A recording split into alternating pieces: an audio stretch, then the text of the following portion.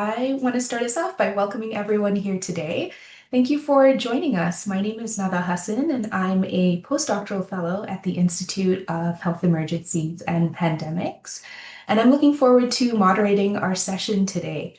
So I'm going to start us off with a land acknowledgement.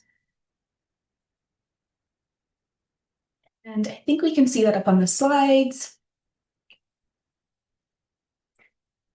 So we wish to acknowledge this land on which the University of Toronto operates. And for thousands of years, it has been the traditional land of the Huron-Wendat, the Seneca, and the Mississaugas of the Credit. And today, this meeting place is still home to many Indigenous peoples from across Turtle Island, and we are grateful to have the opportunity to work on this land. Personally, as an immigrant and a settler, I am unlearning the false colonial history that I was taught and continuously learning about engaging in meaningful truth and reconciliation. And so I want to invite others here to also think through this important work as part of a commitment to health for all. So since 2023, the Institute has provided over $1 million in research to research teams at the University of Toronto to really support collaborative interdisciplinary research projects that tackle challenges in pandemic preparedness, response, and recovery. And so the purpose of this seminar series is to highlight the incredible work of the interdisciplinary teams. And so before we get started and hear from our speakers today, there's just a few housekeeping items I want to highlight. So first of all, you should have access to captions. So there is a function to turn on captions if you would like. We do have a Q&A feature, so the chat is not enabled for participants, but please submit your questions via the Q&A feature that you can see at the bottom of the screen. We will have a few minutes for Q&A at the end of the presentations. And also we want to highlight that the recording as well as the slides will be available afterwards. So it's my pleasure to introduce our first speaker. So Dr. Kuan is an assistant professor at the Institute of Health Policy, Management and Evaluation and the Biostatistics Division at the Dalla School of Public Health. Professor Liu's research targets the development of novel statistical methodologies motivated by applications in a variety of disciplines, such as personalized medicine, population health, and health services research. Her methodological interests include causal inference, Bayesian statistics, longitudinal data analysis, measurement errors and bias analysis, and semi-parametric parametric joint modeling. So welcome, Dr. Liu. Please take it away. Thank you for the kind introduction. Let me share my screen. Can everybody see the slides? Yes. Okay, wonderful. So it's a pleasure to be part of the Catalyst seminar series today. I will share our work on equity-focused impacts of the COVID-19 pandemic on child and youth mental health in Canada. This particular presentation is focused on a thesis research linking pandemic school disruption to mental health services use. Okay. All right, so this is a team effort. I'm very grateful for all my collaborators and trainees. A special shout out to Li Liang and Jay Xu. Li's thesis work is what I will be presenting today. And I'm also, as I highlighted, for all the PIs and analysts involved in this project to help us facilitate data access and conceptualizing our study design. So really a team effort. Okay, so let's start. So during COVID-19, many countries use broad public health and social measures, including school closures to reduce transmission. UNESCO estimates that at the peak of the pandemic, over 1.6 billion learners across more than 190 countries were impacted. So in Canada, youth mental health worsened early in the pandemic and disruptions were not experienced equally. So this is Canada reported that respondents flagging excellence or good mental health among youth aged 15 to 24 fell down to 42% in the early pandemic compared to the 62% reported pre-pandemic. So as schooling and supports shifted into homes during school closures, access to resources such as devices, reliable internet, caregiver time, and financial stabilities become vital. So now shifting the focus to Ontario. So in Ontario, disruption of education was prolonged. So the Ontario COVID-19 Science Advisory Table summarized that from March 14, 2020 to May 15, 2021, Ontario schools were closed for 20 weeks at the provincial level. This is longer than any other province or territory over the same period.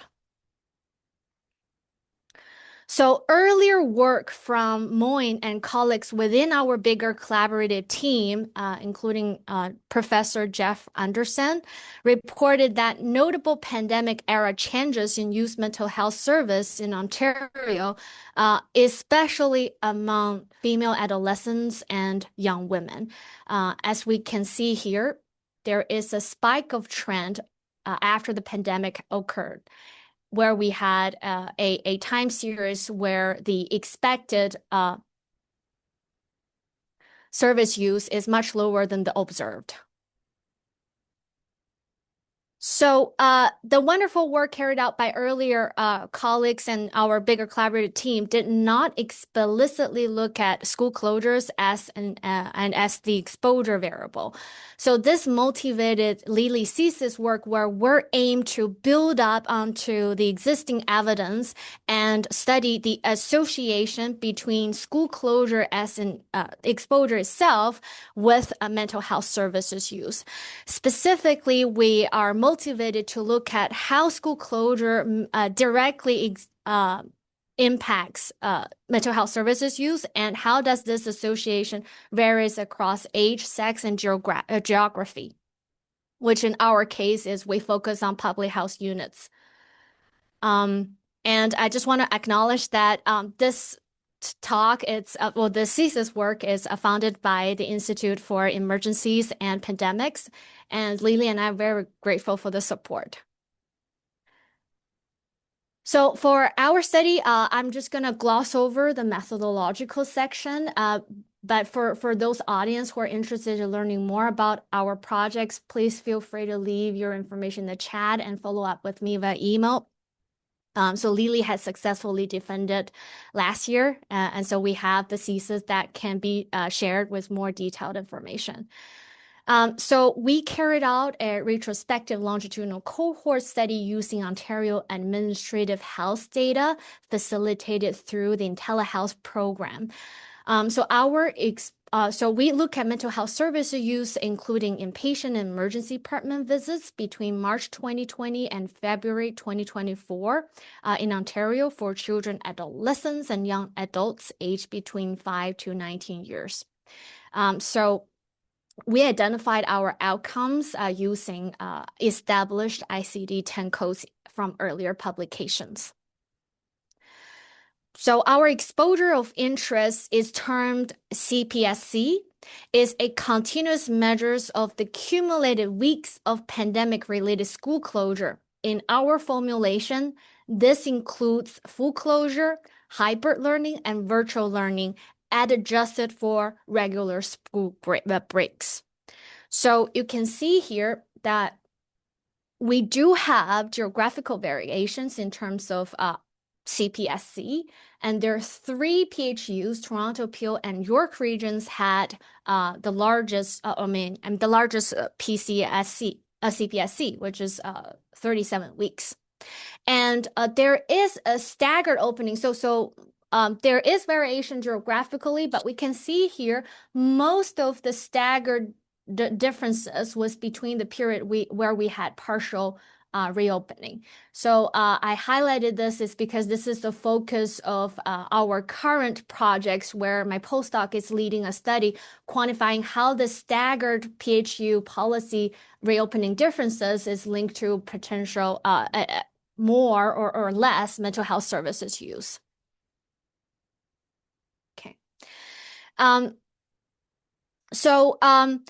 Our core research question, again, as I mentioned earlier, is to quantify, is higher monthly CPSC associated with higher monthly mental health services use? And does this association differ by sex, age, and PHU?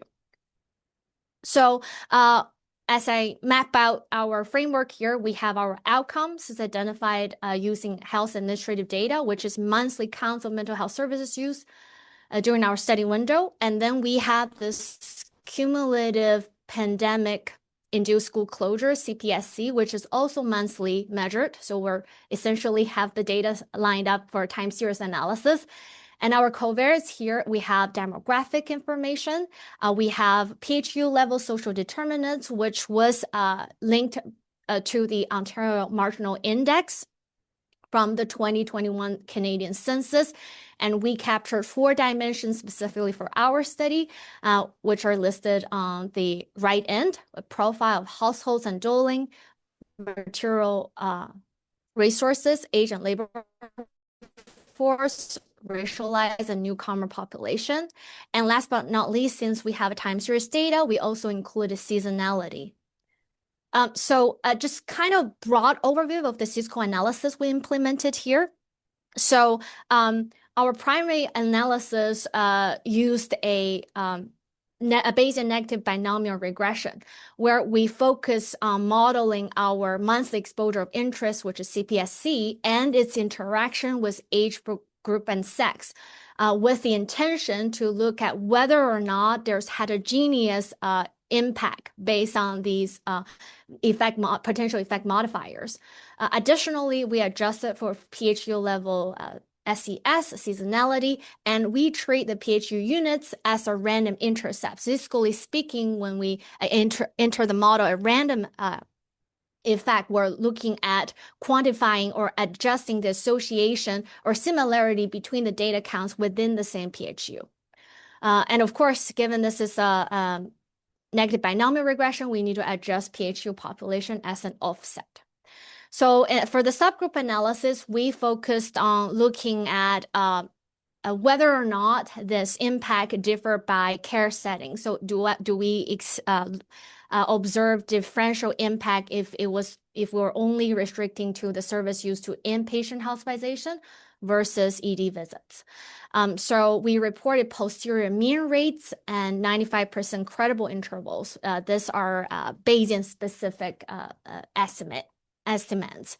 And we use non-informative priors in all our models, which is meaning that the specification of the priors used to power the Bayesian model has no influence or limited influence on the outcome, where we have the data that we observe dominates the inference. Okay, so I am sharing here results from our study. So this is the first table where we look at our study cohort characteristics. I think the first thing you would notice is that most of the mental health service visits are concentrated at ED visits. So ED visits dominates service use across all age groups.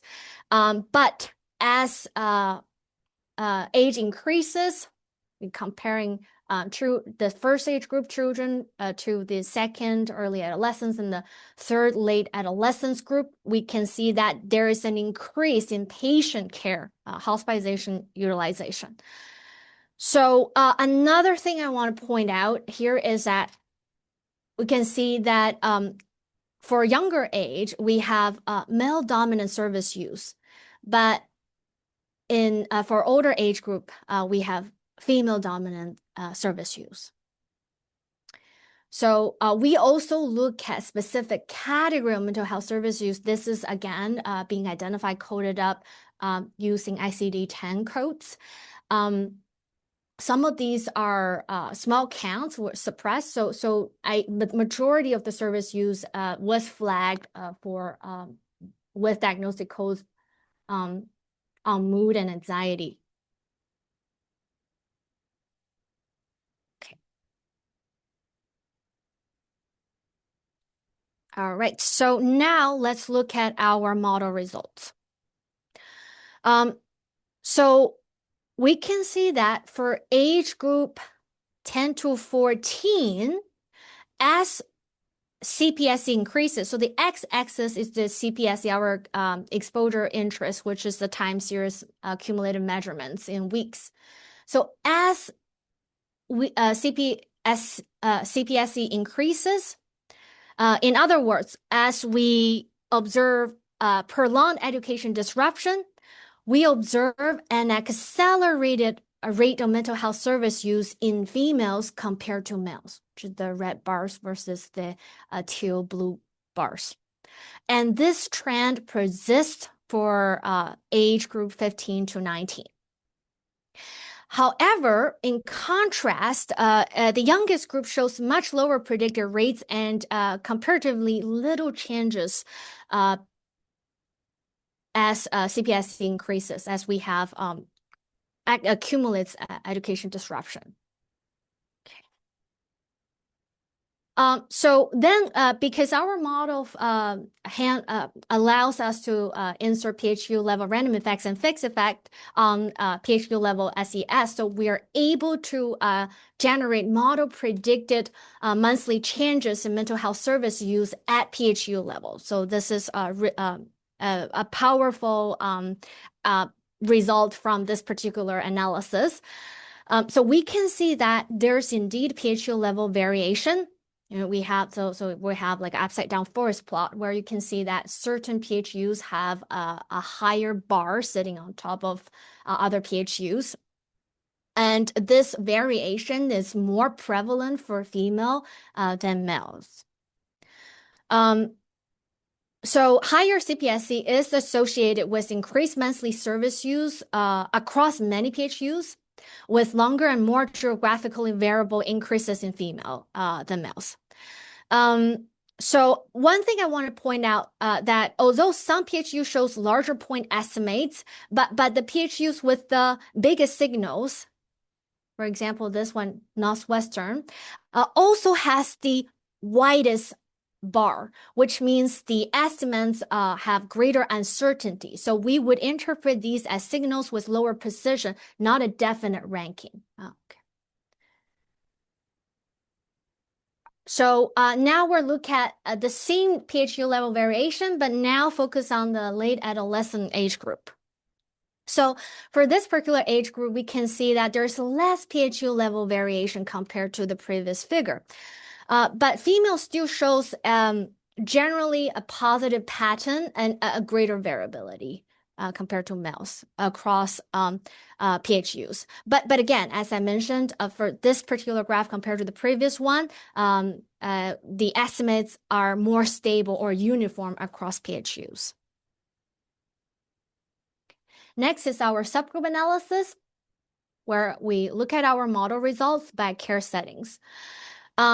So when we split by care setting, both ED visits and inpatient rates increases with more cumulative closure in weeks, but the increase is steeper for inpatient hospitalizations, especially in adolescents.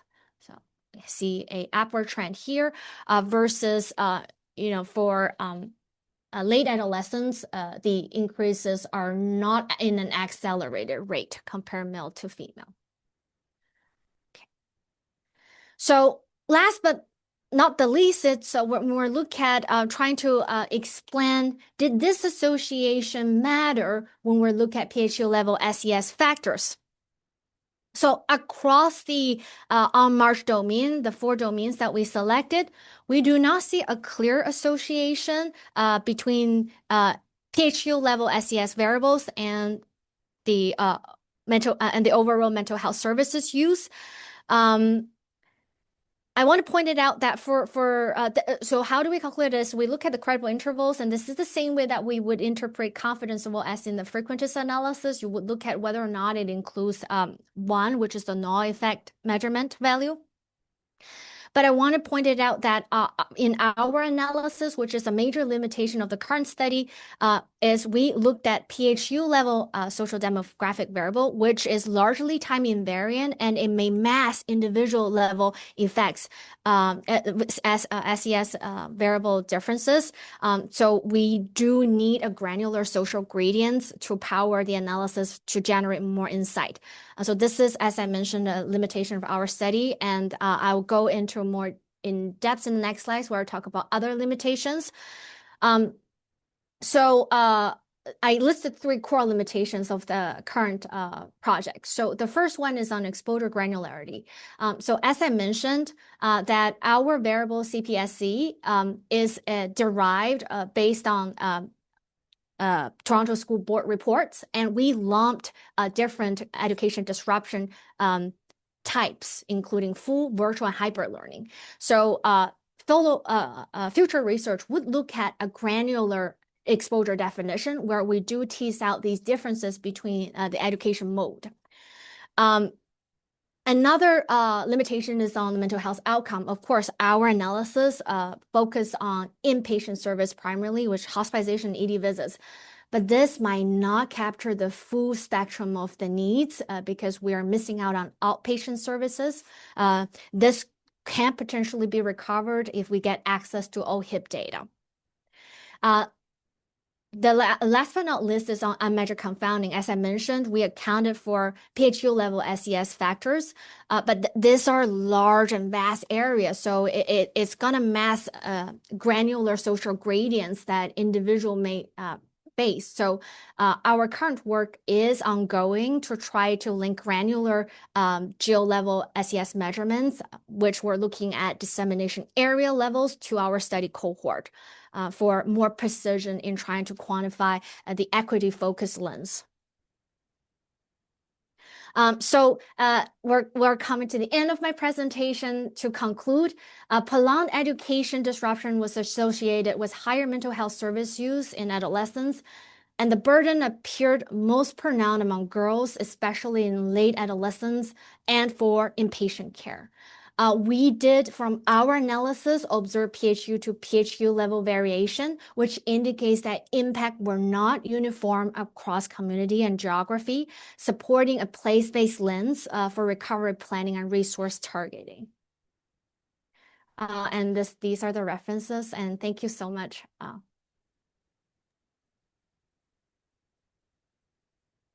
Thank you so much, Kuan, for that presentation.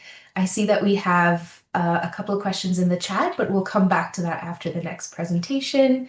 And I do want to invite everyone to please put your questions for Kuan into the Q&A feature, and then that way we'll come back to it at the end of our next presentation.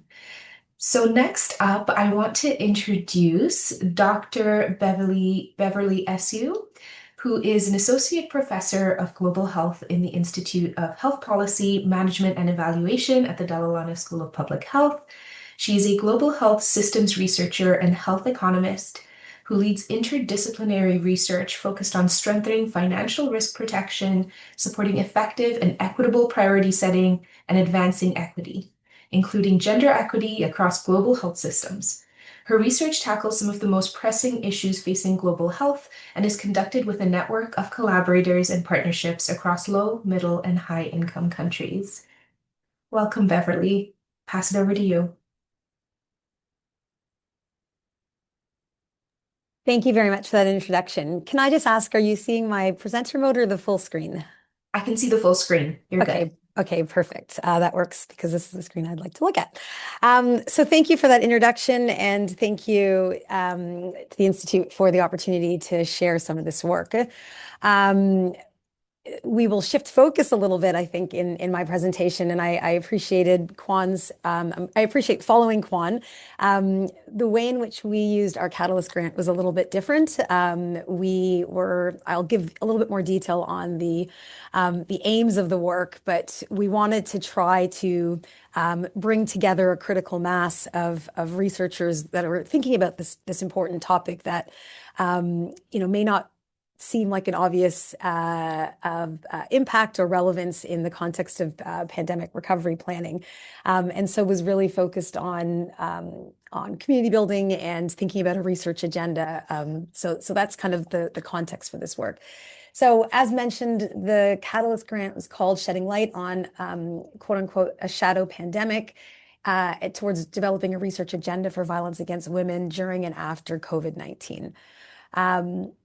I want to acknowledge the co-investigators on this project who, together with Sarah Kaplan, who is at the Rotman School of Management at the Institute for Gender and the Economy, as well as folks from the Monk School, Faculty of Economics, and colleagues of mine from IHPME, came together to leverage this opportunity to add some visibility to the topic, as well as to think through in an interdisciplinary way what are the research gaps and opportunities that together we can work on towards addressing this issue.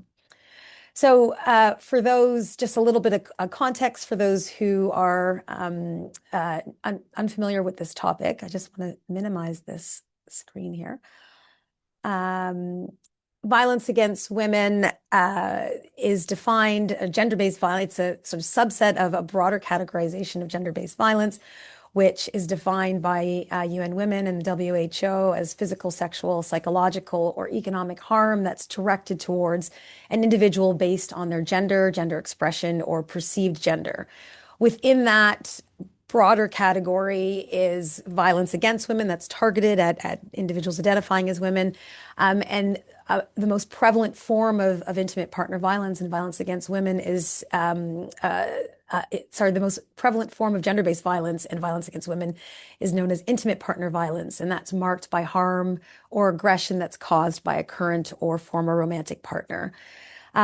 We care about this issue deeply because we know that 1 in 3 women report experiencing physical or sexual violence in their lifetime.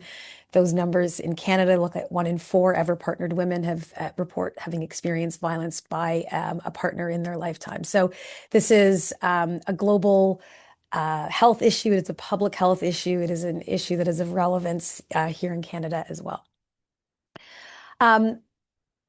The reason it was described as a shadow pandemic and why light was sort of shone on this topic in particular during the pandemic, as Kuan provided important setup for, we understand that COVID-19 was characterized by the need to isolate in order to, as an important public health response.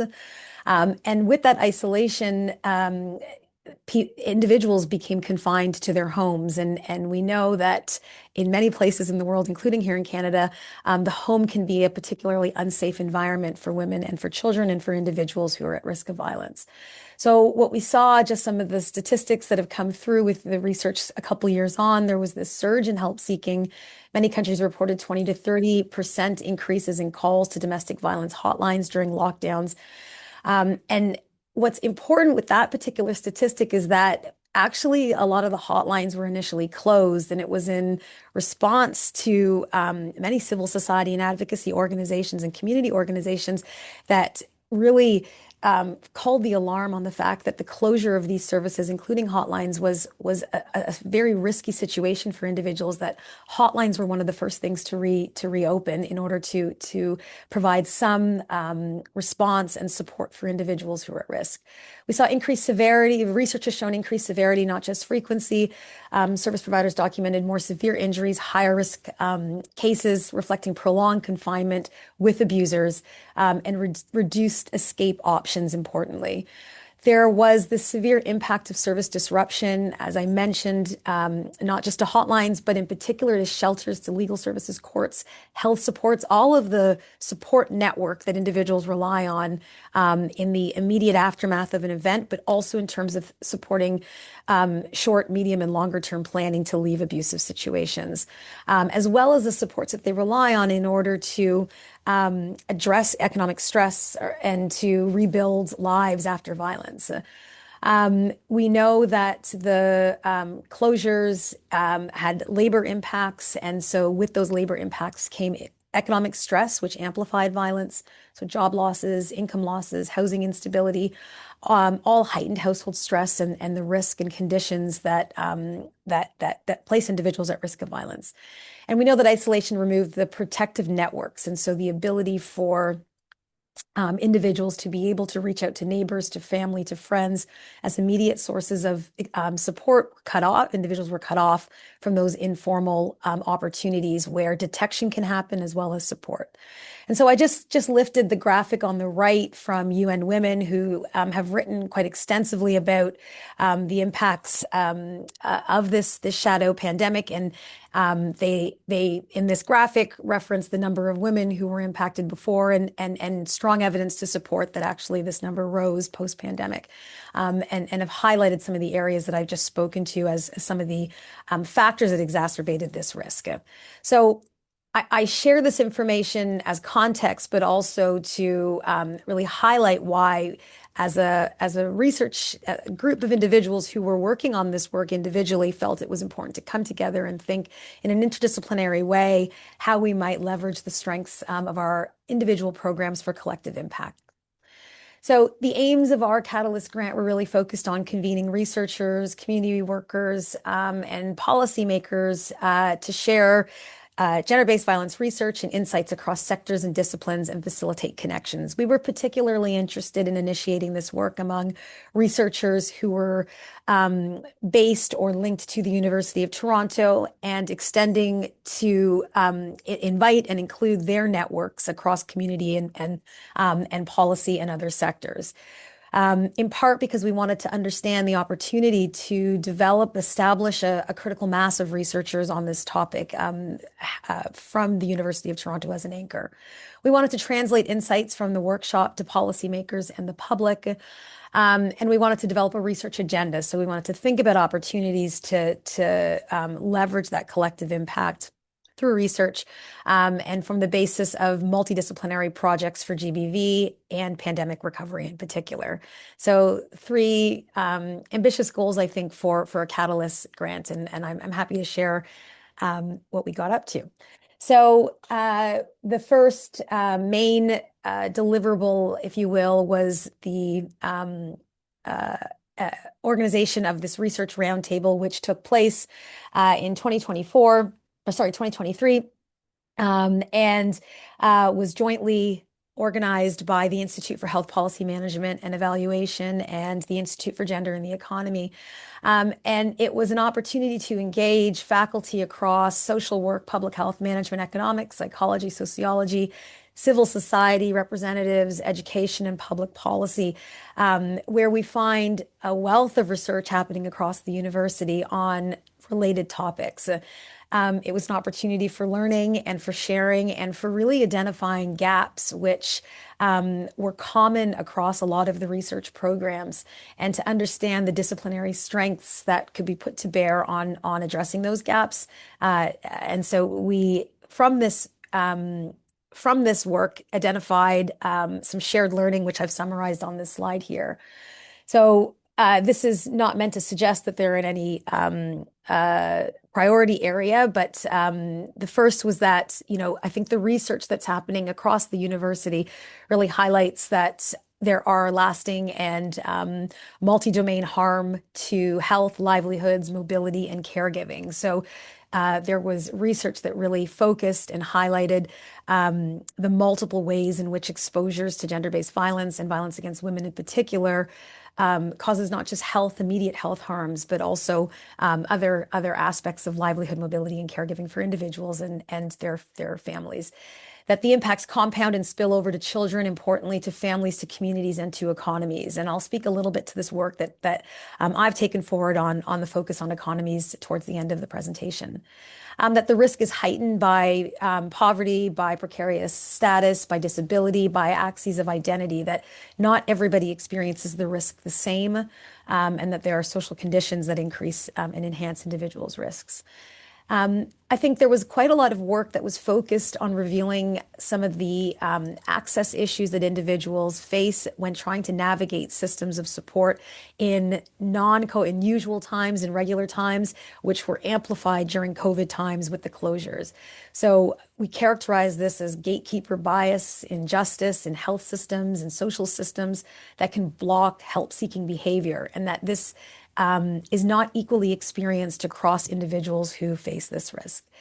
That knowledge is multi-source, but data gaps remain. So while there is a wealth of research that we were able to learn from across the university and indeed across our shared disciplines, collectively, the data gaps was a feature that stood out across all areas, especially, and it's sort of made worse for marginalized groups in terms of their visibility within the existing data systems.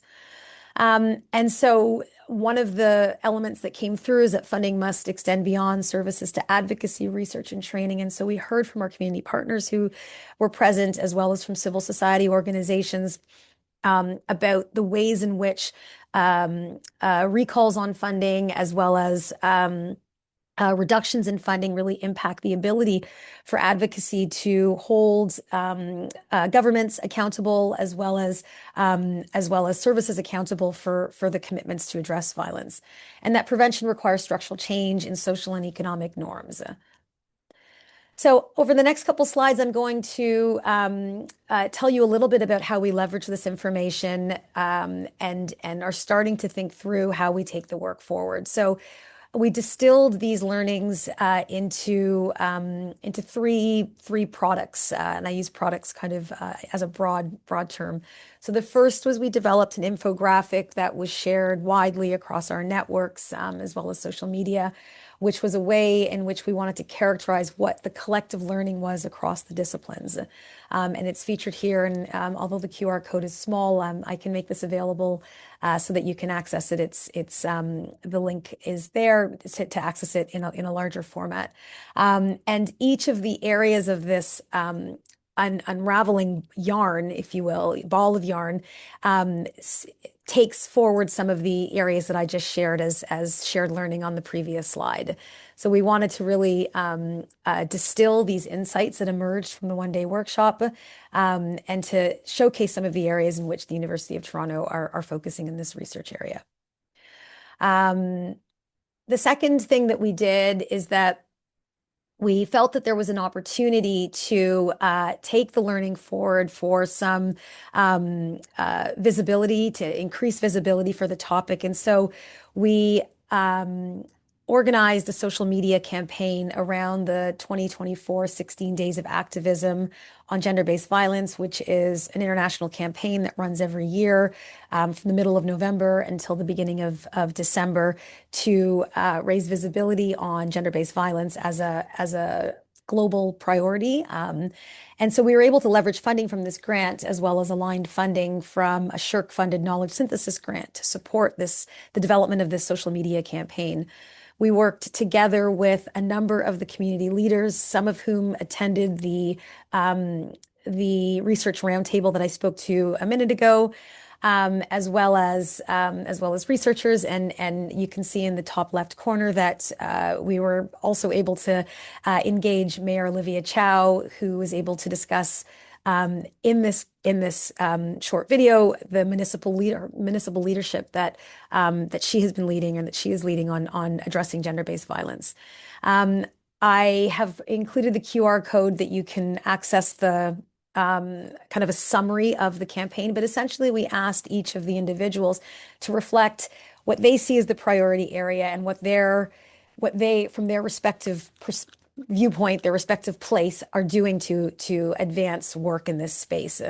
And so, you'll just see a little snapshot here. I don't have all 16 included on the slide due to space, but it was an important opportunity to add visibility and to actually try to weave in some of the work and the learning that we were able to distill from the research roundtable. The third output from this work was, together with Sarah Kaplan, her and I wrote an article for Healthy Debate, really making a case that actually we should be thinking about we should be thinking about ending gender-based violence, not just in the context of the 16 days, but it really requires a 365-day effort and attention. And this was an opportunity to put into sort of mainstream or more mainstream circulation ideas that came through the research roundtable, in addition to a published article.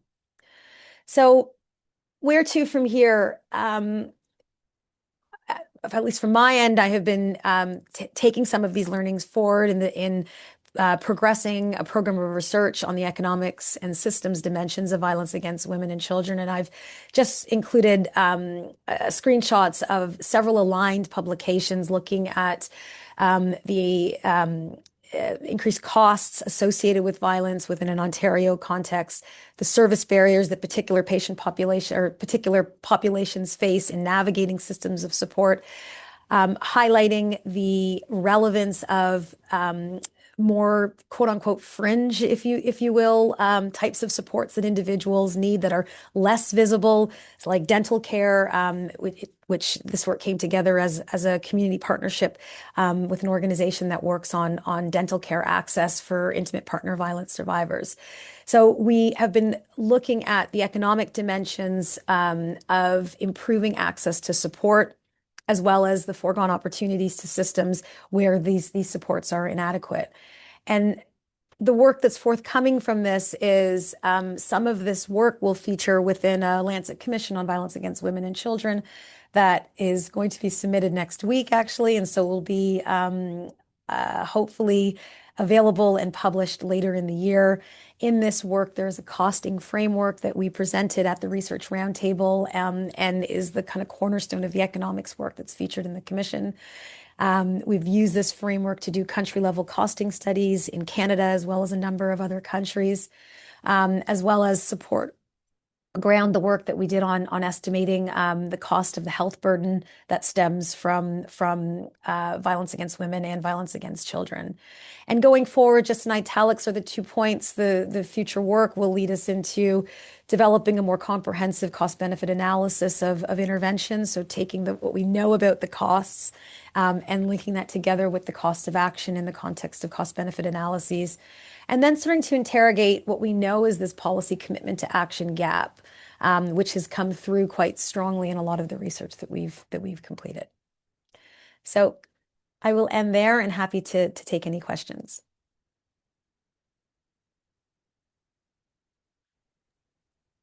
Thank you so much, Beverly, for a great presentation. And I'm going to open it up for Q&A.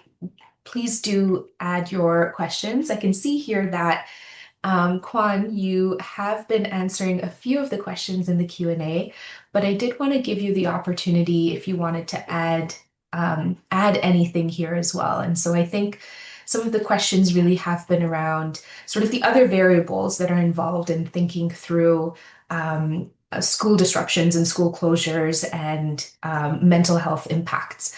And so I just wanted to give you an opportunity to maybe speak to that further if you wanted to, and elaborate a little bit.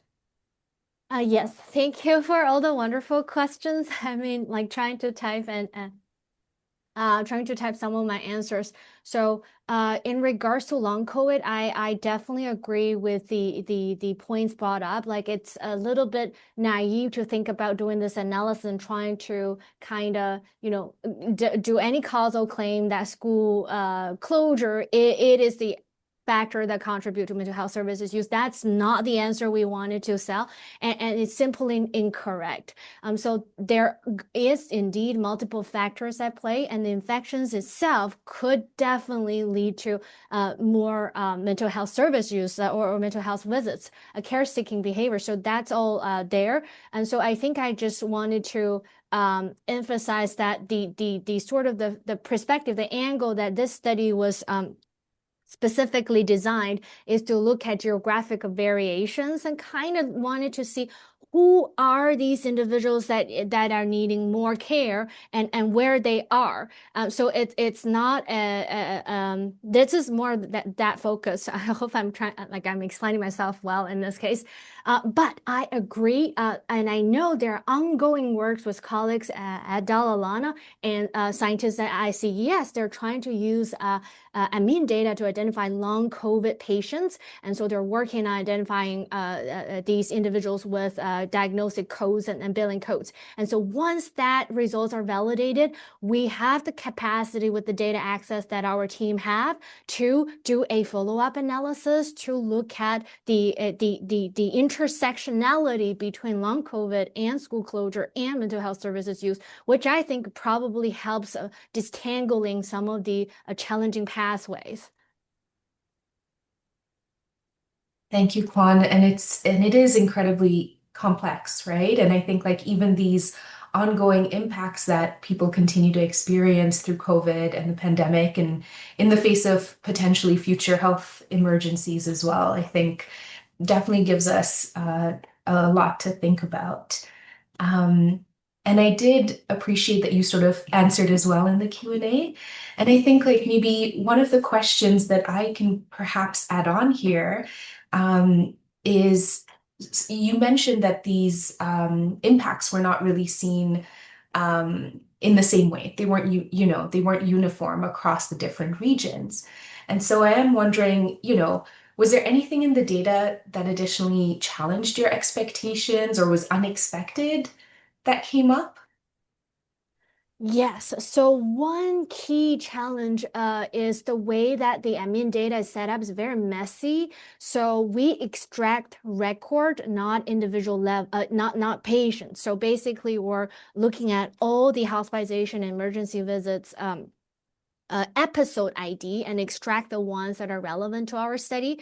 So you could have individuals have multiple records flagged in the data, and each of them is possible be mapped into different geolocations. So there is a process for us to do a lot of data cleaning to have the analysis set up. So there's some decision made. And so, for example, which we understand it's gonna happen in reality is people could move their household, like move to a different address. And sometimes when the individuals leave their address, it might be the address, school address, or maybe it's a household address. So there could be discrepancies. And it's less of a problem in the current analysis because we are aggregating at PHU level. But for our ongoing work, which is dissemination areas, it's a little bit challenging to disentangle the geocoding. Especially, we also have the problems of people have the DA flag using the 2016 census versus the 2021 census, where the DA ID changes over time. And so there are some alignment issues that we have to conquer. But again, I think that ultimately having these granular social demographic levels will definitely help identifying, who are the groups that needed most support. So we're trying to identify the if possible the vulnerable groups, not necessarily focusing on the causal angle yet. Thank you, Kuan. There are a couple more questions for you in the chat, but I'm also gonna, in the interest of time, move on to Beverly to give you a bit of a chance to respond. And there was a comment about these excellent presentations and work, and thank you very much for it. Someone asked about, and particularly Beverly, about your research, about the interest in how governmental refusal to urgently proceed in providing clean air in schools, and framing that as violence against children and also against women, considering that school workers are overwhelmingly women and become the burden of female caregivers. And so knowing through Freedom of Information requests that there is data through FAC and Health Canada. And so I wondered if you wanted to respond to this and sort of the complexities in violence against women. Yeah, so thank you very much for that question. I mean, I think we recognize that the conditions within which individuals work create environmental and occupational risks, and that when those risks disproportionately impact sectors that disproportionately employ women, it's important to think about this with a gendered lens. So I think, the way in which you frame the question and the link that the person who's asked this question has made I appreciate that resonates with me very strongly because I don't think we often think about we don't typically characterize occupational health risks using the lens of violence against women. And so, a call for a more expansive view on it is perhaps needed.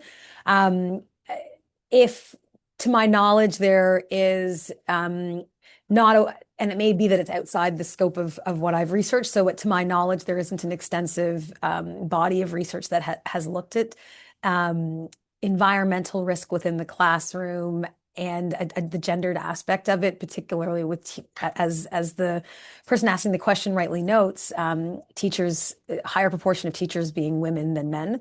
And I think that's an important area that requires exploration, particular, perhaps even in settings where school closures, there was variation in school closures. So bearing in mind that there's all these other factors in terms of ventilation and other factors that would impact the environmental risk that would be associated with being back in the classroom.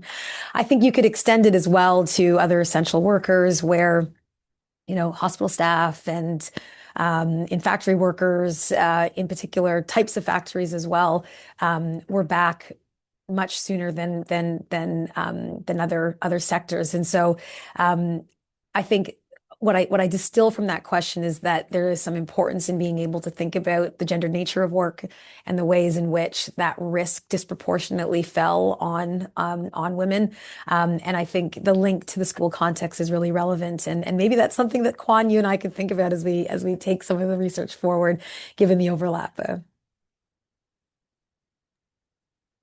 Thank you, Beverly. And this sort of ties into maybe a follow-up question that I have, which is, you mentioned the big data caps that came through these important conversations and roundtables, and I wondered if you wanted to speak a little bit more to the areas where we still know far too little, and potentially this is again one of those areas when we think about the gendered nature of work and disproportionate impacts on women and children.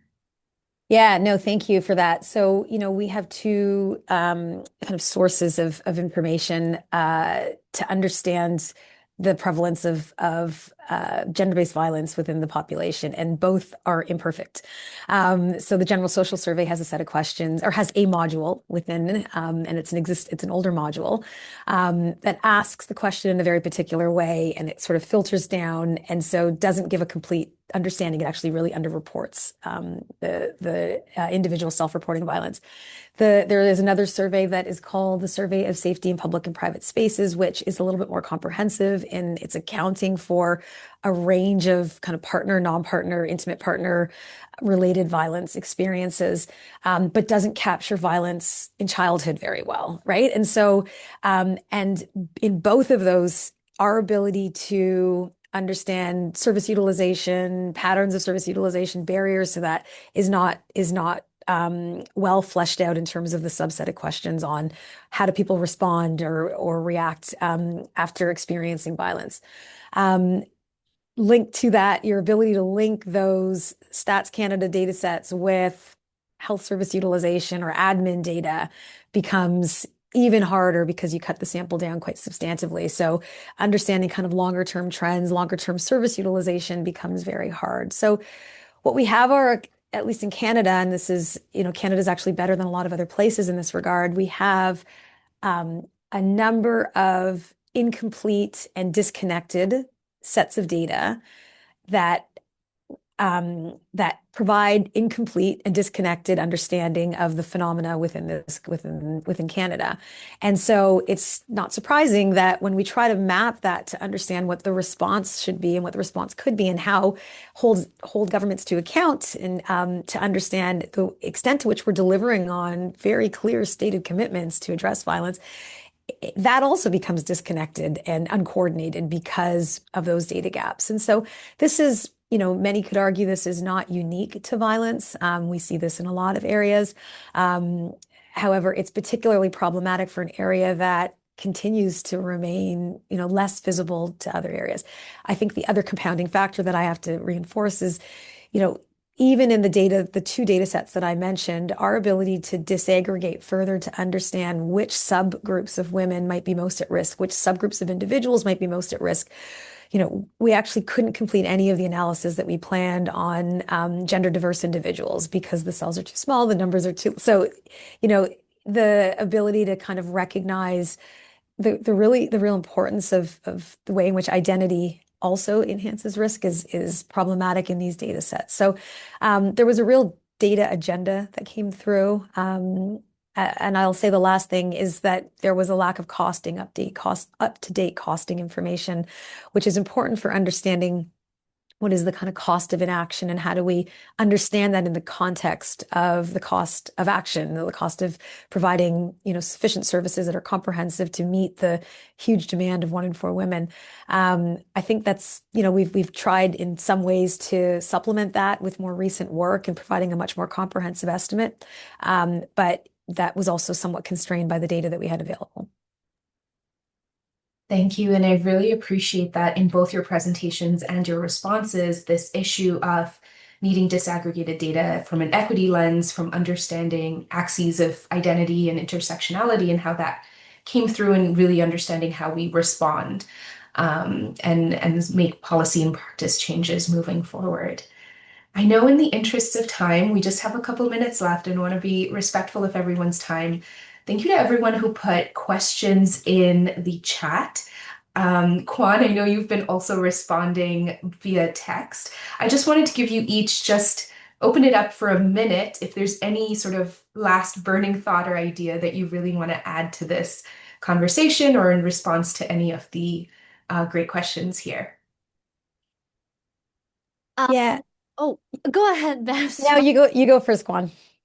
I was just gonna say, I really appreciate many of the comments and questions in the Q&A, and it goes to the saying, the more I study this, the more I feel like I don't know.